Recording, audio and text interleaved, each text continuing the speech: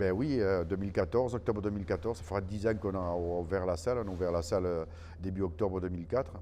Donc on pouvait pas manquer quoi, ce rendez-vous. Donc on est en train de préparer 3 jours de festivités, si je peux dire, qui marqueraient ces 10 ans. En plus, on vient de changer le matériel son de la salle, quoi, où on a pris encore, puisque c'est quand même une exigence du projet, d'être dans le haut de la qualité, je peux dire, quoi, autant technique qu'accueil et tout ça. Donc on vient de mettre un nouveau système d'I&B qui est hyper performant. Donc en même temps, ça permettra de découvrir un peu enfin, on va le découvrir avec le festival, mais ce nouveau matériel. Et on a 3 jours qu'on dédiera un peu en rapport aussi avec le projet Zabator, puisque le premier jour sera le jeudi 2 octobre, où on présentera 3 des groupes qu'on a accompagnés qui sont significatifs. Donc un local qui se reforme puisqu'ils ont arrêté, enfin ils n'ont pas arrêté, ils sont partis dans des projets différents chaque musicien, mais ils se reforment exceptionnellement pour l'occasion. Le 3, je ne le dis pas encore, mais je vais le dire un peu quand même parce que c'est aussi des amis quoi, et ça correspond aussi à notre projet. On devrait réaccueillir Zebda qui lui présentera son nouvel album. Donc une soirée où on avait refusé du monde la dernière fois où ils sont venus.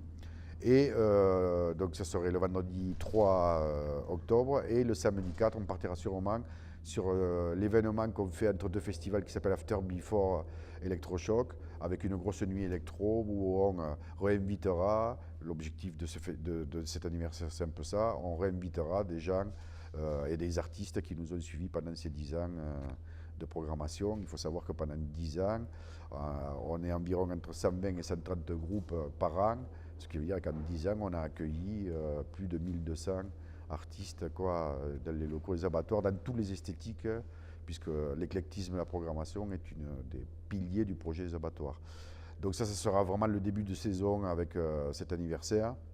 Puis après, il y aura, comme un peu je pourrais dire d'habitude,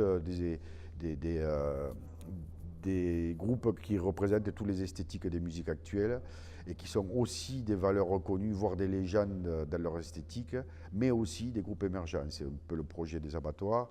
Donc il y aura une grosse soirée blues avec le nouveau projet d'Eric Dib, avec une conférence sur le blues. Ça nous paraît important aussi de former nos publics un peu à l'histoire du blues, quoi, qui est quand même un peu à l'origine du rock'n'roll et des musiques actuelles, même du jazz. Hein. Il y aura aussi, on est aussi très, tous les ans on présente aussi, et là il y a tout un projet d'action culturelle des artistes du Sahara, des Touaregs, donc il y aura Tamiresk et puis d'autres artistes quoi, sur une soirée dédiée un peu au blues Touareg.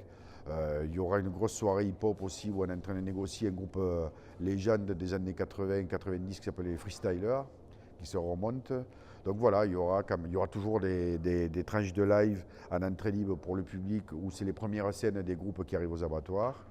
Donc il y aura un trimestre de rentrée qui sera comme tous les ans, très éclectique mais très varié quoi, en termes quoi, de notoriété, mais aussi en termes quoi, de musique quoi, dans tous les esthétiques.